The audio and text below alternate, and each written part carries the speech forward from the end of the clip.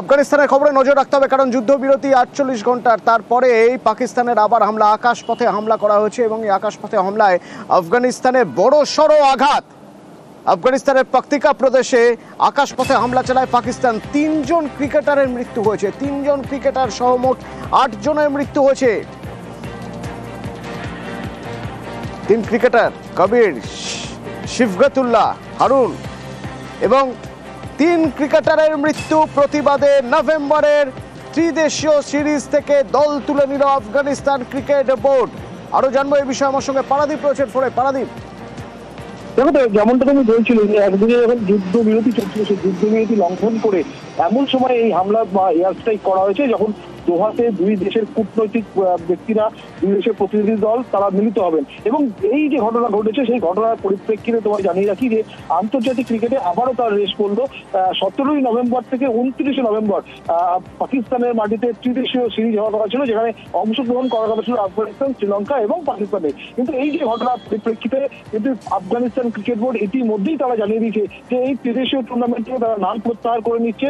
এবং শুধু তাই নয়, এই ঘটনা যে ক্রিকেটের পরিপন্থী, ক্রিকেটের জন্য একটা শোকের ছায়া নিয়ে এসেছে, সেটাও কিন্তু আফগানিস্তান ক্রিকেট বোর্ড থেকে জানানো হয়েছে। তবে এর পরেই কিন্তু আমরা যেটা দেখেছি যে পাকিস্তান ক্রিকেট বোর্ডের যিনি চেয়ারম্যান নাকভি, মাহসিন নাকভি, তিনি কিন্তু জানিয়ে দিয়েছেন যে বিকল্প এই আফগানিস্তান নাম প্রত্যাহার করে নিচ্ছে, তার একটা বিকল্প চিন্তা ভাবনা পাকিস্তান ক্রিকেট বোর্ড করছে এবং অদূর ভবিষ্যতে খুব তাড়াতাড়ি পিসিবি এবং আইসিসি মিলে একটা সিদ্ধান্তে আসবে যে আফগানিস্তানের পরিবর্তে কোন দেশকে তারা এই ত্রিদেশীয় টুর্নামেন্টের জায়গা দেবে বা সুযোগ করে দেবে, সেই বিষয়েও কিন্তু আমাদের নজর থাকবে। অতনু, নক্কারজনক ঘটনা, নিঃসন্দেহে নক্কারজনক ঘটনা। একটি দেশের 3 জন ক্রিকেটার মারা যাচ্ছেন, যে দেশ এই হামলা চালিয়েছে সেই দেশের সঙ্গে আর কি করেই বা খেলা যায়।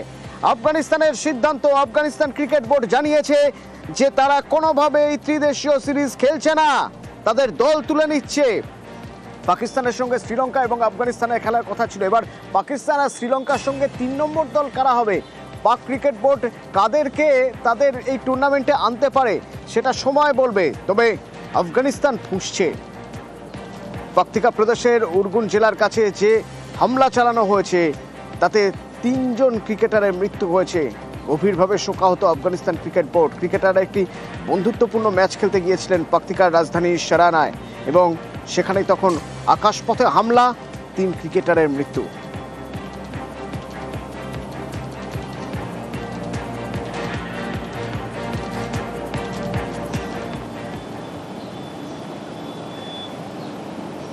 এই যেন বহু চর্চিত সিনেমার একেবারে আঁখো দেখি হাল, চোখের সামনে দাউ দাউ করে জ্বলছে ট্রেন চলছে। যখন ট্রেনে আগুন ধরে গেল, 3টে কামরায় আগুন ধরে গেছে, সঙ্গে সঙ্গে চালক থামালেন। পাঞ্জাবের ঘটনা, পাঞ্জাবের এই ট্রেনটি সিরহিল স্টেশনের কাছে আগুন লেগে যায়। অমৃতসর থেকে সহরসা যাচ্ছিল গরিব রাথ এক্সপ্রেস। ধোঁয়া বেরোতে দেখে এই ট্রেন থামিয়ে দেন চালকরা, দ্রুত যাত্রীদের নিচে নামিয়ে নেওয়া হয়। 3টি কোচ ক্ষতিগ্রস্ত হয়েছে ট্রেনের, কিন্তু কিভাবে আগুন লেগেছে এখনো জানা যায়নি।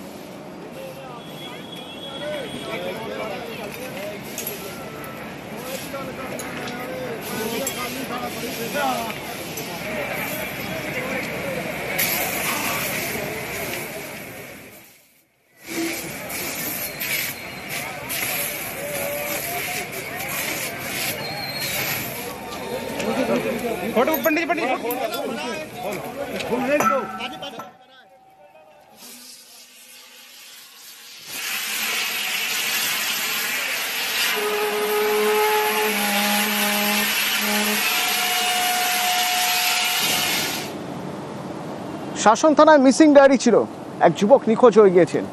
সেই যুবকের দেহ উদ্ধার হলো ভেরি থেকে। কি জানা যাচ্ছে, আমার সঙ্গে জিয়াউল রয়েছেন এই বিষয়ে। জিয়াউল, দেখো, শাসনের একটি মেচো ভেড়ি থেকে এক যুবকের মৃতদেহ উদ্ধার করে এলাকার মানুষজন দেখতে পেয়ে পুলিশকে খবর দেয়। মূলত এই যুবক গতকাল থেকে মিসিং ছিল, অর্থাৎ তিনি নিখোঁজ ছিল, অর্থাৎ তিনি মাছের ব্যবসায়ী।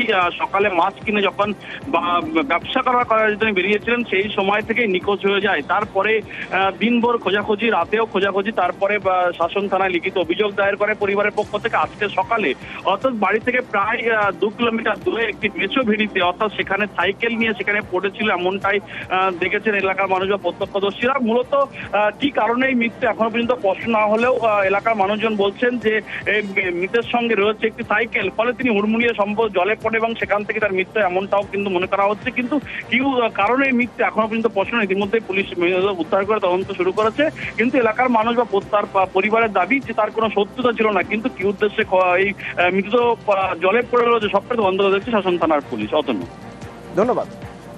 ও নিজের থেকে 8-10 কেজি মাছ কিনেছে, কিনে নিয়ে বললো আমি পাড়ায় গিয়ে বেচবো বলে ওর আব্বার বলে চলে এসছে। ওর আব্বা আড়তে ছিল। তারপরে ওই সকালতে কাল সন্ধ্যেবেলা আবার খোঁজাখুঁজি হলো, খানিকটা পেলাম না। ওর আব্বা আবার থানায় গিয়েছিল, মিটিং ডায়েরি মনে হয় করেছে। আজকে সকালবেলা আমি বাড়িতে আছি, আমার এই ভেড়ির লোকই ফোন করেছে, ওরা আড়তে ছিল, ওরা কালকেও জাল টেনেছে। সকালবেলা ফোন করলো, বলে এই ব্যাপার একটু গিয়ে দেখো তিনি। তারপর আমি বাড়ির থেকে এসে দেখলাম এখানে সাইকেল নিয়ে উল্টে পড়ে আছে। আমার ছেলে আমার কাছে বলছে যে আমার দুটো মাছ দাও, আমি বাসা পড়বো। তখন আমি 8 কেজি রুই মাছ দিই। যত বেলা যায় তত আমি ফোন করি। যখন পাই না, থানায় গেছিলেন? হ্যাঁ, থানায় গিয়েছিলাম।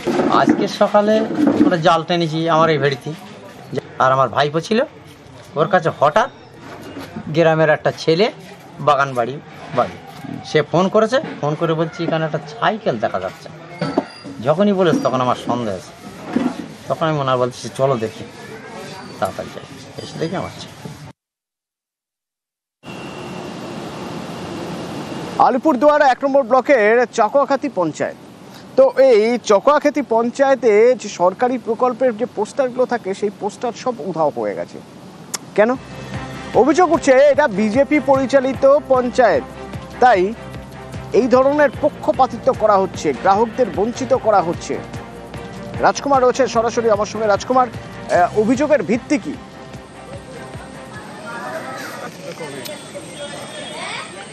দেখো অতনুদা, অভিযোগের যথেষ্ট ভিত্তি রয়েছে। তার কারণ আমরা সাধারণত অন্যান্য গ্রাম পঞ্চায়েতে যেমন দেখি যে লক্ষ্মীর ভাণ্ডার থেকে শুরু করে খাদ্যশ্রী সমস্ত যে রাজ্য সরকারের যে বিভিন্ন প্রকল্প রয়েছে, সেই প্রকল্পগুলো জনসাধারণ যদি সুবিধা পেতে হয় তাদের কি করণীয় নয়, কোথায় কোন কাগজ জমা দিতে হয়, কোন পরিষেবায় কি পাওয়া যায়, এই সমস্ত কিন্তু গ্রাহকদের সুবিধার্থে বিভিন্ন গ্রাম পঞ্চায়েত অফিস, বিডিও অফিসে টাঙানো থাকে। কিন্তু এই যে আলিপুরদুয়ার 1 নম্বর ব্লকের চকোয়াখাতি গ্রাম পঞ্চায়েতে সেই রকম কিন্তু কোনো রকম পোস্টার, ফেস্টুন এইরকম কিন্তু প্রচার প্রসার কিন্তু দেখা যাচ্ছে না। শুধু তাই নয়, কয়েকটি ফেস্টুন রয়েছে, দেখা যাচ্ছে যে সেগুলো মুড়িয়ে রাখা হয়েছে। ফলে তৃণমূল কংগ্রেসের পক্ষ থেকে যে অভিযোগটা করা হয়েছে, সেই অভিযোগের কিন্তু যথেষ্ট ভিত্তি রয়েছে বলেই আমাদের মনে হচ্ছে। যদিও এই অভিযোগ, তৃণমূল কংগ্রেসের এই যে অভিযোগ ঘিরে রাজনীতি সরগরম হয়েছে, প্রধান যিনি আছেন তিনি কিন্তু এই সমস্ত অভিযোগ অস্বীকার করেছে। অতনুদা, ধন্যবাদ। আমার চকোয়াখাতি জিপিতে দেখতে পাচ্ছি যেটা আর কি, যেটা মমতা ব্যানার্জি যে 72টা প্রকল্প, যে প্রকল্পের মাধ্যমে সাধারণ পাবলিক উপকৃত হচ্ছে। আমাদের চকোয়াখাতি জিপিতে বিজেপি শাসিত যে জিপি, সেই জিপিতে যে পোস্টারগুলো আছে, হয়তো প্রধান সেই পোস্টারগুলো ঘরে চেপটা করে রাখছে, হয়তো কর্মচারীরা একদিন টাঙাইছে, এবার গুটিয়ে রাখছে। প্রধান এটা কারচুপি করছে। প্রধান চাচ্ছে যেন এখানকার পাবলিক জানুক যে এখানে মমতা ব্যানার্জি এই অঞ্চলে কোনো কাজ দিচ্ছে না, সুযোগ সুবিধা হচ্ছে না। কাজ করতে বলা হয় আমাদের থেকে আমরা সেরকমই কাজ করে যাচ্ছি। এই যে পোস্টারগুলো গুছিয়ে রাখা, এটা একেবারে ভুল।